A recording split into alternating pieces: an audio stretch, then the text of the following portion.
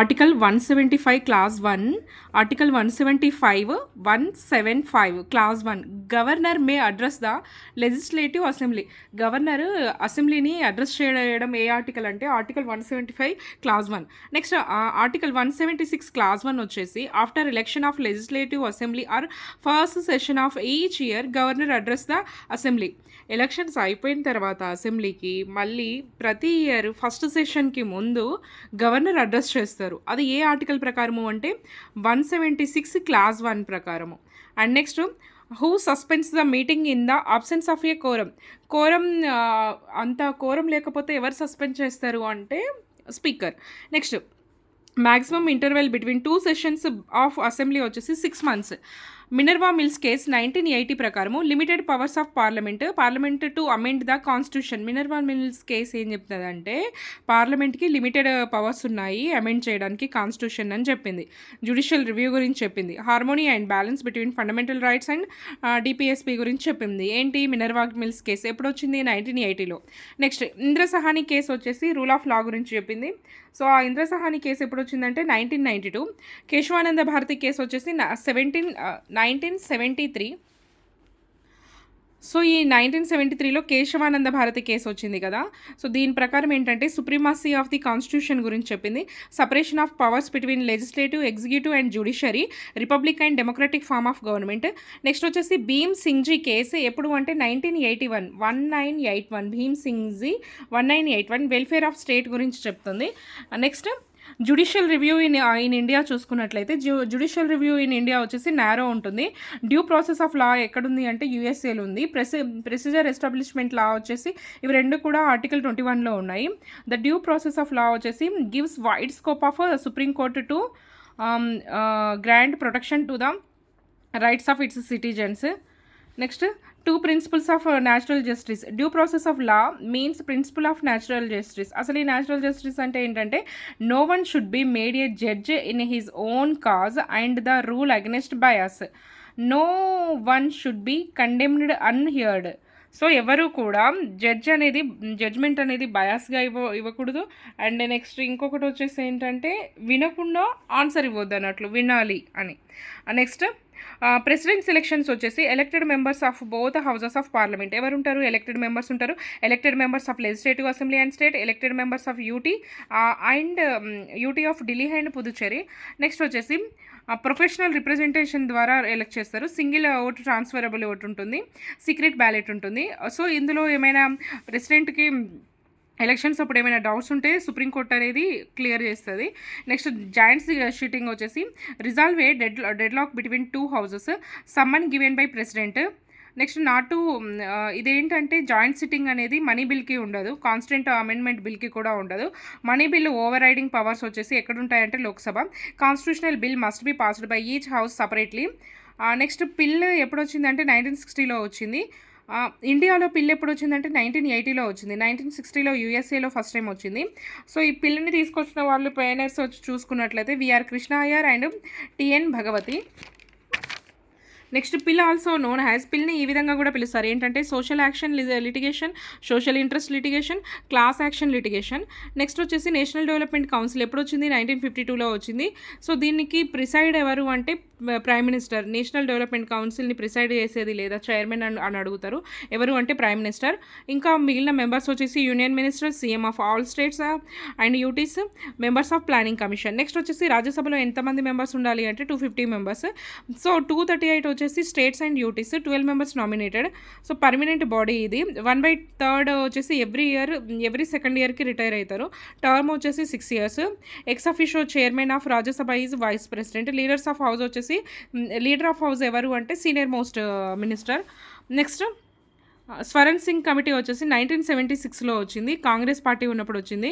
So ఏంటంటే Swaran Singh committee ఏం చెప్తుంది అంటే ఇంటర్నల్ ఎమర్జెన్సీ ఎప్పుడు అంటే 1975 to 77. So Swaran Singh committee 42nd constitutional amendment 1976 ద్వారా యాడ్ చేసింది ఏంటి పార్ట్ 4A దాని ద్వారా ఆర్టికల్ 51 క్యాపిటల్ ఏ అనేది యాడ్ అవ్వడం జరిగింది.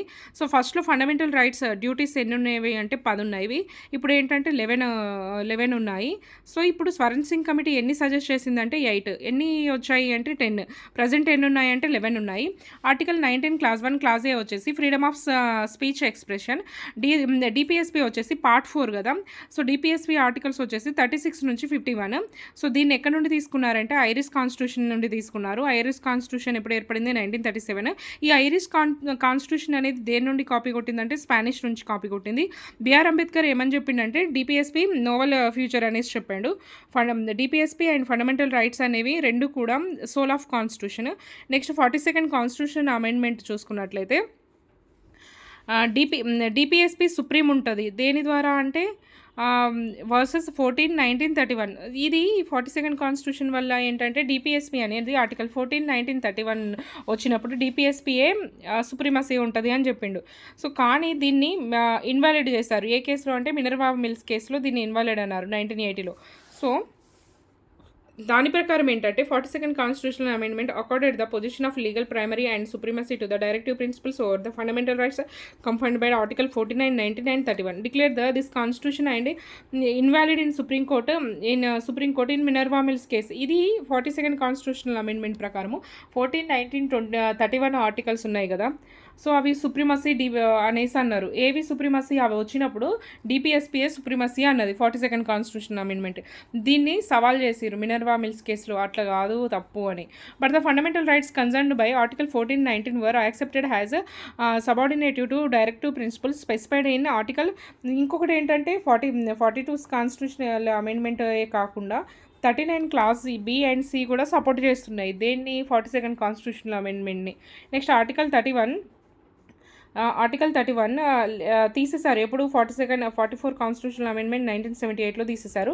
The salary and allowing of leaders of opposition in parliament act వచ్చేసి శాలరీస్ వచ్చేసి ఎప్పుడు 1977. అపోజిషన్ పార్టీ ఎంత ఉండాలి 1/10 of total members of the house. The leaders and chief whip of recognised parties and group in parliament facilities act వచ్చేసి 1988 refers to a recognised party in Lok Sabha has a party that has not less than 55 members. So ఈ recognization party ఏం చెప్పిందంటే లోక్సభలో 55 members ఉండాలి opposition పార్టీగా ఉండాలంటే. తెలంగాణలో ఎన్ని సీట్లు విన్ అవ్వాలి అంటే 12 సీట్స్లో. పార్లమెంట్ నేమ్స్ చూసుకున్నట్లయితే రష్యన్ వచ్చేసి రష్యన్ డూమా. జపానీస్ వాళ్ళు డైట్ ఎక్కువ చేస్తారు కాబట్టి వాళ్ళు మంచిగా ఉంటారు. నెక్స్ట్ ఇరాన్ వచ్చేసి మజ్లిస్ షరాఫ్, జస్ట్ ఇక్కడ టిప్ గుర్తుండడానికి. ఇరాన్ వచ్చేసి మజ్లిస్ షరాఫ్ ఇస్లామీ. అండ్ ఇజ్రాయెల్ వచ్చేసి నీసెట్. నెక్స్ట్ హైయెస్ట్ లా ఆఫీసర్ ఎవరు అంటే అటార్నరీ జనరల్. ఇతన్ని ఏ ఆర్టికల్ ద్వారా నియమిస్తారంటే ఆర్టికల్ 76. క్వాలిఫైయింగ్ వచ్చేసి ఈయన జడ్జ్ ఆఫ్ సుప్రీం కోర్ట్ ఉండాలి. సో హైకోర్టు జడ్జిగా 5 years పనిచేస్తూ ఉండాలి, లేదా అడ్వకేట్గా 10 years అన్న వర్క్ చేసి ఉండాలి. నెక్స్ట్ వచ్చేసి 1947 ICS Indian civil services was replaced by IAS. 1947లో IAS వచ్చింది ICS ప్లేస్లో. అండ్ ఇండియన్ పోలీస్ సర్వీస్ కూడా IAS IPSలు అనేవి 1947లో వచ్చినాయి. 1966లో IFS వచ్చింది. Create new all India services create చేయడానికి ఆర్టికల్ ఏంటంటే 312 ఆర్టికల్. నెక్స్ట్ వచ్చేసి 3 ఫినాన్షియల్ కమిటీస్ ఉన్నాయి. అవి ఏంటంటే estimates committee, public accounts committee and committee on public undertaking. Estimate committee, public account committee on public undertaking.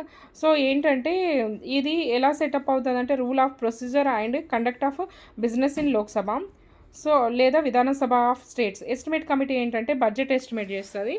Next వచ్చేసి PAC and COPO examine expenditure. Next Supreme Court అనేది 2033లో NOTA గురించి చెప్పింది. The state election commission constituted in state election commission ఎప్పుడు వచ్చింది తెలంగాణది అంటే సెప్టెంబర్లో 2014లో వచ్చింది. Under article 243K and 243 ZA ఇవి. స్టేట్ ఎలక్షన్ కమిషన్ ఏంటంటే రూరల్ అండ్ అర్బన్ ఎలక్షన్స్ గురించి చూస్తుంది. Appointed by governor. Power of election commission వచ్చేసి 243 ZA, 243K అండ్ 243 ZA. ఇక్కడ next election commission of India వచ్చేసి 324. Next election of Rajya Sabha members వచ్చేసి ఎందులో ఉందంటే యూఎస్లో ఉంది. నామినేషన్స్ వచ్చేసి రాజ్యసభ మెంబర్స్కి ఐరిష్ నుంచి తీసుకున్నారు. The representation of the people's act 1951 act వచ్చేసి contents provisions related to election matters. ఈ 1951 అనేది ఎలక్షన్ మ్యాటర్స్ గురించి చెప్తుంది. Constitution assembly strength and seat allocation చూసుకున్నట్లయితే ప్రిన్స్లీ స్టేట్స్ ఎన్ని ఉండేవి అంటే 93. 11 గవర్నర్ ప్రొవిన్సెస్ వచ్చేసి 292. నెక్స్ట్ వచ్చేసి చీఫ్ కమిషనర్స్ ప్రావిన్సెస్ వచ్చేసి 4 ఉన్నాయి.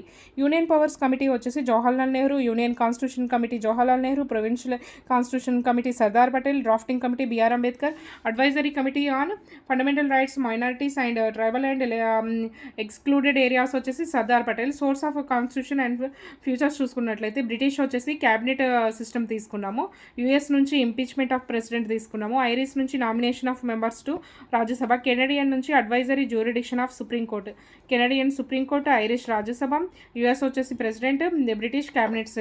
నెక్స్ట్ రిజిడ్ కాన్స్టిట్యూషన్ అనేది అమెరికాలో ఉంది. ఫ్లెక్సిబుల్ కాన్స్టిట్యూషన్ వచ్చేసి బ్రిటన్లో ఉంది. ఆర్టికల్ 368 ఏం చెప్తుందంటే 2 టైప్స్ ఆఫ్ అమెండ్మెంట్స్ గురించి చెప్తుంది. ఒకటి ఏంటంటే స్పెషల్ మెజార్టీ, ఇంకొకటి special majority and half of the states ratify చేయాలి. నెక్స్ట్ యూనిటరీ ఫీచర్స్ ఏంటంటే సెంటర్ స్ట్రాంగ్ ఉంటుంది, states not indestructible and single constitution ఉంటుంది. Flexibility of the constitution, no equality of state representation, emergency provisions, single citizenship, integrated judiciary, all India services, integrated audit machinery and parliament's authority over state list. Separation of judiciary వచ్చేసి article 50.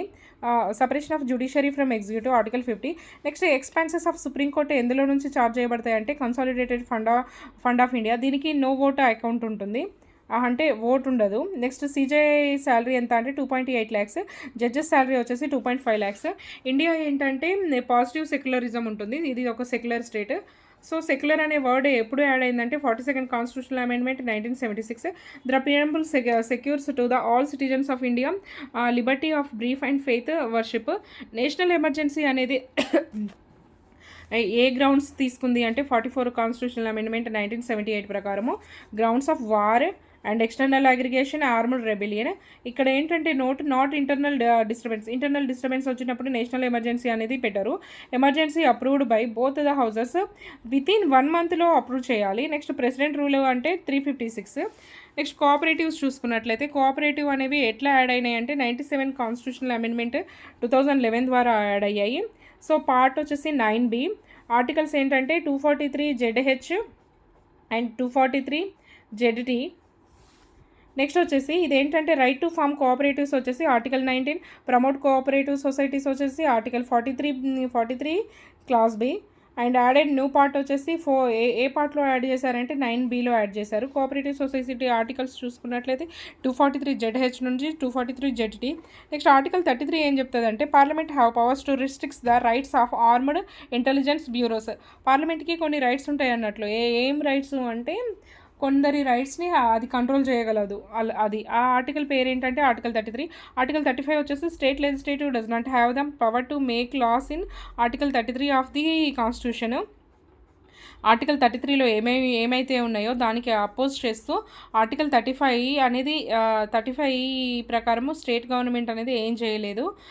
Only the parliament has such powers. Next governor చూసుకున్నట్లయితే governor pardoning powers is subject to judicial review pardoning powers అనేవి. Pardon powers of governor వచ్చేసి pardon and reprieves, respite and remission.